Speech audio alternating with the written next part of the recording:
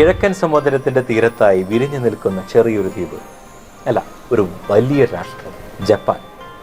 ആധുനികതയുടെയും പൗരാണികതയുടെയും അപൂർവമായ സങ്കലനം. ചരിത്രത്തിൽ തോൽവികൾ എത്ര ഏറ്റിട്ടും വീണ്ടും കുതിച്ചുയരുന്ന മനസ്സാന്നിധ്യമുള്ള രാജ്യം. ഈ രാജ്യത്തെക്കുറിച്ച് ഒരുപാട് കാര്യങ്ങൾ നമുക്ക് പറയാം. പക്ഷേ ഇവിടെ നമ്മൾ ലോകം മുഴുവൻ വിസ്മയത്തോടു കൂടി നോക്കുന്ന ഒരു സത്യമായ ഒരു കാര്യമുണ്ട്. ആ സത്യത്തെയാണ് പറയുന്നത് ആയുസ് എന്ന് പറയുന്ന നഗ്നമായ സത്യം. ഇവിടെ ഒരു ഗ്രാമത്തിലേക്ക് നമ്മൾ പോകുമ്പോൾ നിങ്ങൾ ഒരുപക്ഷെ കണ്ടേക്കാം, ഒരു 100 വയസ്സുള്ള ഒരു മുത്തശ്ശൻ തൻ്റെ പച്ചക്കറി കൃഷിത്തോട്ടത്തിൽ കൃഷി ചെയ്യുന്നത്. അതുമല്ലെങ്കിൽ ഒരു 100 വയസ്സുള്ള ഒരു അമ്മച്ചി ഇരുന്ന് വളരെ കൊച്ചുമകളുമായി കളിക്കുന്നത്, ഈ സൂഷി ഉണ്ടാക്കി കളിക്കുന്നത്. പക്ഷേ ഇതൊന്നും ജപ്പാനിലെ ആർട്ടിഫിഷ്യലായി ക്രിയേറ്റ് ചെയ്തതല്ല, ഇതൊരു യാഥാർത്ഥ്യമാണ്. ജപ്പാനിൽ നിന്ന് 65 വയസ്സിന് മുകളിലുള്ളവരുടെ ശതമാനം 30% കവിഞ്ഞു. അവരിൽ അനേകരും 100 വയസ്സിന് മുകളിലുള്ളവരാണ്. ഒരിക്കൽ സർക്കാർ പോലും ഇത്രയും 100 വയസ്സുകാരെ എണ്ണാനാവാതെ ആശ്ചര്യപ്പെട്ടു. കേൾക്കുമ്പോൾ നമുക്കൊരു ആശ്ചര്യം തോന്നുന്നില്ലേ? പക്ഷേ പ്രശ്നം ഇതല്ല, അവർ എത്ര ദിവസം ജീവിക്കുന്നു എന്നല്ല, എത്ര നിറഞ്ഞ സന്തോഷകരമായി ദിവസങ്ങൾ ജീവിക്കുന്നു എന്നതാണ് ഇവിടെ അത്ഭുതം. അവരുടെ രഹസ്യം എന്താണെന്ന് വെച്ചാൽ മരുന്നോ അത്യാധുനികമായ ചികിത്സാ രീതിയിലുള്ള ഹോസ്പിറ്റലോ അല്ല. അവരുടെ രഹസ്യം നല്ല രീതിയിൽ ജീവിക്കാൻ ശ്രമിക്കുന്നു, ജീവിത ശൈലി രൂപപ്പെടുത്തിയിരിക്കുന്നു, സമാധാനമുള്ള ഫൈറ്റായിട്ടുള്ളൊരു മനസ്സും അവർക്കുണ്ട്.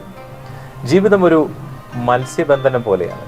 ഒരു വളരെ നീണ്ട ക്ഷമയുള്ള, സാവധാനത്തോടെ ചലനമുള്ള, ചിന്താഗതിയുള്ള മനുഷ്യരുടെ ഒരു കൂട്ടം. ജപ്പാനിലെ ഒരു ചെറിയ ദ്വീപാണ് ഒക്കിനാവ. ഇതാണ് ലോകത്തിലെ ഏറ്റവും കൂടുതൽ 100 വയസ്സുകാരുള്ള സ്ഥലം. ഇവിടെ ആളുകൾക്ക് ഒരു പ്രത്യേക ജീവിത തത്വമുണ്ട്. ഇക്കിഗൈ എന്നാൽ അർത്ഥം ജീവിക്കാനുള്ള കാരണമെന്നാണ് അതിൻ്റെ അർത്ഥം. പ്രഭാതത്തിൽ കണ്ണ് തുറക്കുമ്പോൾ ഉത്സാഹം ഉണ്ടാവണം. അതായത് ഒരു മുത്തശ്ശിക്ക് തൻ്റെ തോട്ടത്തിലെ പുഷ്പങ്ങൾ കാണുമ്പോഴായിരിക്കാം, അല്ലെങ്കിൽ ഒരു മുത്തശ്ശനെ ഒരു മീൻ പിടിക്കുമ്പോഴായിരിക്കാം സന്തോഷം ജീവിതത്തിൽ തുടങ്ങണം എന്നാണ് അവർ ആഗ്രഹിക്കുന്നത്. പണം അല്ലെങ്കിൽ പ്രശസ്തി, അത്തരം മത്സരങ്ങൾക്കല്ല അവർ ജീവിതത്തിലെ സമയം കണ്ടെത്തുന്നു. എങ്ങനെ ജീവിക്കണം, അത് അർത്ഥവത്തായി അത് ജീവിക്കാനുള്ള കല. അത്തരം ജീവിത രീതികളുടെ അവർ ഉപയോഗിക്കുന്ന ഭക്ഷണം ഹാര ഹാച്ചിബു എന്ന ജപ്പാനീസ് വാക്കുണ്ട്. അതിന്റെ അർത്ഥം വയറ്റിൽ 80% നിറഞ്ഞാൽ മതിയെന്നാണ്. അവർ അധികം ഭക്ഷണം കഴിക്കാറില്ല, പക്ഷേ പതുക്കെ ആസ്വദിച്ച് ഭക്ഷണം കഴിക്കും. അത് ജപ്പാൻകാരുടെ ഒരു ശീലമാണ്. മാത്രമല്ല പച്ചക്കറികൾ, മത്സ്യം, അതുപോലെ തന്നെ ഗ്രീൻ ടീ, ഇവയാണ് അവരുടെ ആഹാരത്തിന്റെ മുഖ്യ ഘടകങ്ങളും. അവർക്കുള്ള സാമൂഹിക ബന്ധം അത് വളരെ ശക്തമാണ്. ഒരു ഗ്രാമത്തിലെ മുതിർന്നവരെ മോയെ എന്നാണ് അവർ വിളിക്കുന്നത്. ഇത്തരത്തിലുള്ള മോയെ അവർ സ്നേഹിക്കുന്നു, പരസ്പരം ബഹുമാനിക്കുന്നു, ആവശ്യങ്ങൾ തുറന്നു പറയാൻ സാധിക്കുന്നു, ഒരുമിച്ച് ചിരിക്കാൻ സാധിക്കുന്നു, അവരുടെ കുറവുകളെ അവർ നികത്താൻ ശ്രമിക്കുന്നു. ഒറ്റപ്പെട്ടല്ല അവർ ജീവിക്കുന്നത്, അവർ ഒരുമിച്ചാണ്. അവരുടെ ജീവിതം അതാണ് നമുക്ക് മുമ്പിൽ കാണുന്നത്. ഇതുകൊണ്ട് തന്നെയാണ് അവരുടെ ജീവിതം ദൈർഘ്യമേറിയതും സന്തോഷമുള്ളതായി തീരുന്നത്. ശാസ്ത്രജ്ഞർ പറയുന്നു, ജപ്പാനിലെ ഈ ജീവിത രീതികൾ ഹൃദ്രോഗം, ഡയബറ്റിക്, മാനസിക സമ്മർദ്ദം തുടങ്ങിയ രോഗങ്ങളെ അകറ്റി നിർത്തും. അവരുടെ ശരീരം മാത്രമല്ല മനസ്സും വളരെ ശാന്തമാണ്. അവരുടെ ജീവിതം ഒരുപാട് സ്ലോ ആണെങ്കിലും അതിൻ്റെ അർത്ഥം അത് വളരെ കംഫർട്ടബിൾ ആണ്. അത് നിറഞ്ഞിരിക്കുന്ന മനസ്സിൻ്റെ അവസ്ഥയാണ്.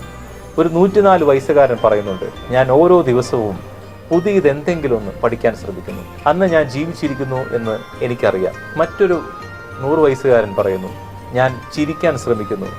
എന്തെങ്കിലും ചെറിയ കാരണങ്ങൾ കണ്ടെത്തി ഞാൻ ചിരിക്കുന്നു. എൻ്റെ അസുഖത്തിനും എൻ്റെ ചിന്തകൾക്കും എല്ലാം ഞാൻ ഇട്ടുകൊടുക്കുന്ന മരുന്നാണ് എൻ്റെ ചിരി.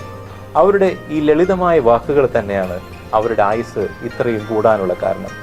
ആരോഗ്യമുള്ള ജീവിതവും നമ്മുടെ ജീവിതം നീളം കൂട്ടാൻ സഹായിക്കുന്നു, അല്ലേ? സമയം കൂട്ടാൻ ശ്രമിക്കേണ്ടതില്ല, സമാധാനം കൂട്ടാനാണ് നമ്മൾ ശ്രമിക്കേണ്ടത്. സമാധാനത്തോടു കൂടി ജീവിക്കാനായിട്ട് നമ്മൾ ശ്രമിക്കണം. ജപ്പാനിലെ 100 വയസ്സുകാർ നമ്മോട് പഠിപ്പിക്കുന്നത് അതാണ്. ജീവിതം നാളുകൾ കൊണ്ട് അളക്കേണ്ടതല്ല, അനുഭവങ്ങൾ കൊണ്ട് അളക്കേണ്ടതാണ്. അവർ നമ്മോട് ഒരു പാഠം കൂടി പറയുന്നു. പകൽ സൂര്യനെ കാണുക, ഒരു കപ്പ് ചായയാണെങ്കിലും അത് ആസ്വദിച്ച് കഴിക്കുക, ഒരു നല്ല വാക്ക് മറ്റൊരാൾക്കായി വേണ്ടി പറയുക, മറ്റുള്ളവരുടെ ഒരു നല്ല പ്രവൃത്തി കാണാൻ ശ്രമിക്കുക. ഇതൊക്കെ ചെയ്തു കഴിഞ്ഞാൽ ജീവിതം വളരെ സന്തോഷകരമായിരിക്കും. അതൊരു സ്വാഭാവികമായ ചലനവുമായിരിക്കും ജീവിതത്തിൻ്റെ. 100 വർഷം ജീവിക്കാൻ നിങ്ങൾ ശ്രമിക്കേണ്ടതില്ല, പക്ഷേ ഓരോ ദിവസവും മൂല്യമുള്ളതായി ജീവിക്കുക. അതാണ് ജപ്പാന്റെ ഈ അത്ഭുത രഹസ്യം. നമുക്കും ഒന്ന് പരിശ്രമിക്കാം ഇത്തരത്തിൽ മൂല്യമുള്ള ഒരു ജീവിതത്തിലേക്ക്, ദൈർഘ്യമുള്ള ജീവിതത്തിലേക്ക്, സമാധാനമുള്ള ജീവിതത്തിലേക്ക്. എല്ലാവർക്കും ഒരു നല്ല ദിവസം നേരുന്നു.